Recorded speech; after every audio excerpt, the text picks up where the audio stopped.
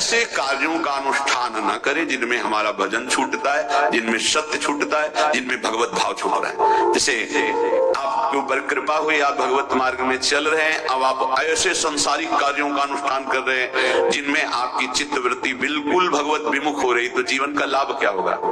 लाभ तो है भगवत स्मरण से। इसी की मानो टीका है, छठदम शील विरत बहु कर्मा निरत निरंतर सज्जन धर्मा।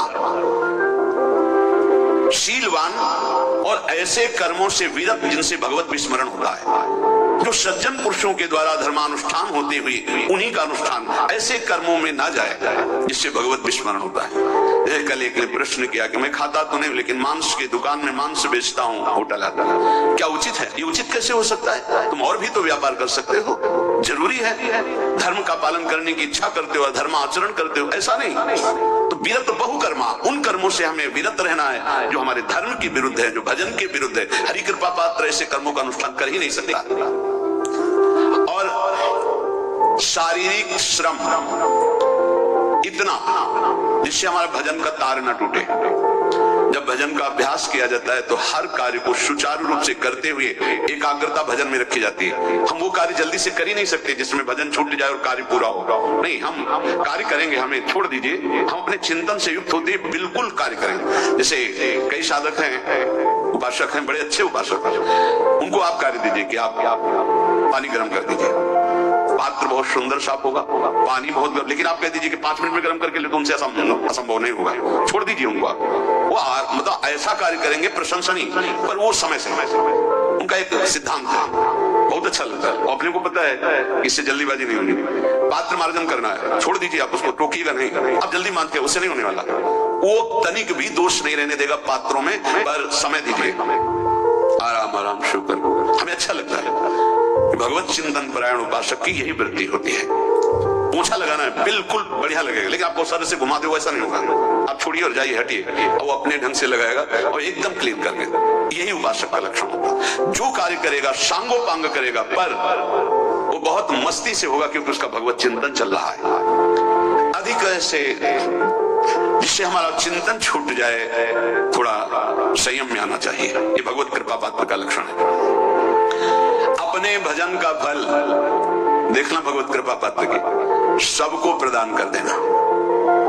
हिम्मत है अपने भजन, इतनी मेहनत से किया हुआ भजन, भजन होने के बाद हे प्रभु इस भजन का फल हो, सर्वे भवन्तु सुखिना सर्वे सन्तु निरामयाः। यहां तो कहते हैं महाराज एक माला रोज आपके लिए करता हूं कि आपकी बीमारी ठीक रहे, तो शेष किसके लिए करते हो प्रभु? शेष अगर इष्ट और गुरु के लिए तुम्हारा है कि एक माला करते तो फिर इतनी माला करते तो हमें क्या होगा? सब आपको दे देंगे तो हमें क्या होगा? तभी भजन का रास्ते नहीं जाना। सबके मंगल के लिए अपने भजन को समर्पित कर देना। देखो भाई भजनानंदी, भजन में अरुचि होने लगेगी? नहीं होने लगेगी। सुबह से शाम तक पसीना चुआए हम और भजन का फल दे दे सबको, तो इसका रहस्य बताते हैं। सबको जीव ही कहा सर्वे भवन्तु सुखिना, तो सर्वत्र विराजमान भगवान वही पलटकर अनंत रूपों में आपके ऊपर बरस पड़ेंगे। ये आंतरिक रहस्य है।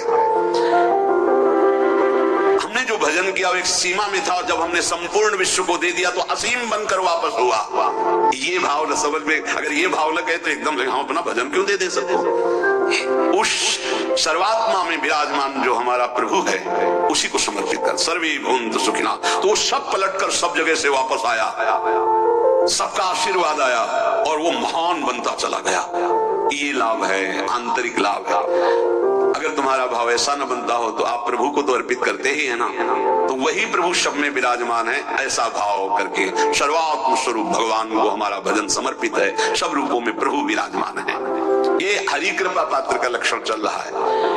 और छठवां, अपने भजन से अपने लिए कुछ भी ना चाहना और दूसरों की तो बात जाने दो। दूसरों से कुछ ना चाहना ये तो ठीक है, अपने भजन से अपने लिए कुछ ना चाहना है हिम्मत। देखो ये हरि कृपा पात्र में हिम्मत होगी।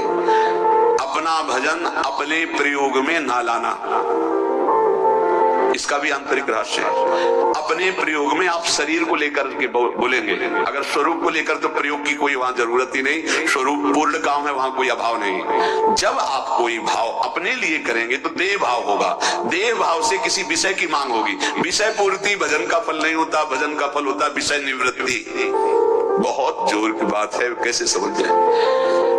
अपने भजन का भी फल अपने लिए नहीं, दूसरों से कुछ चाह रखना तो बात ही जाने दो, भजन से भी कोई अन्य सुख की चाह नहीं हुई। क्या चाहिए?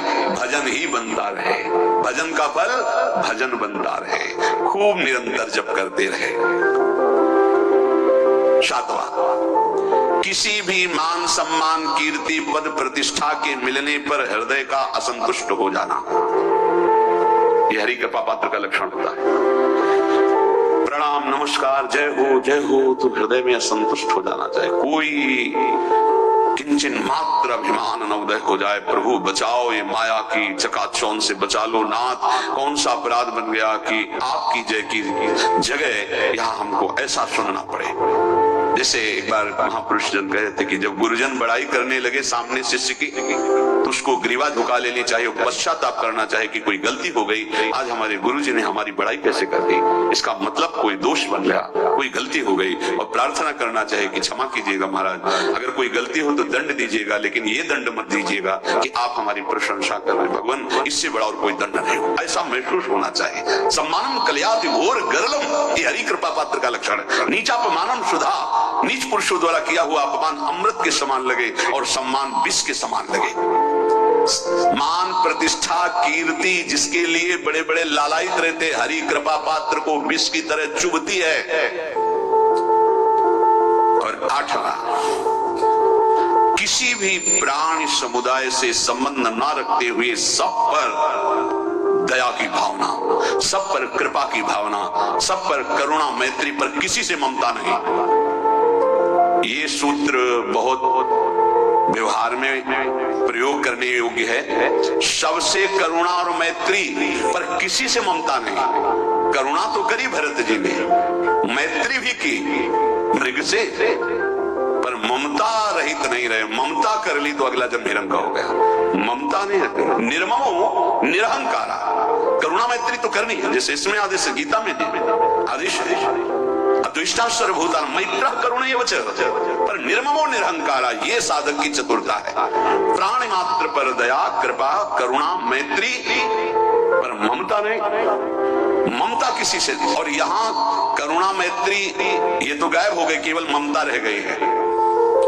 अपने शरीर से ममता, शरीर संबंधियों से ममता, विषय भोगों से ममता, यही जहर है। संबंध में ये ममता ही जहर है, विचारों में अहंकार जहर है, कर्मों में ये आसक्ति जहर है। इसी जहर को मिटा दे तो जीवन मुक्त महापुरुष कर्म करते हुए, विषय सेवन करते हुए, वार्ता करते हुए, विचार करते हुए, बिल्कुल जहर नहीं तो उसका जीवन हो गया।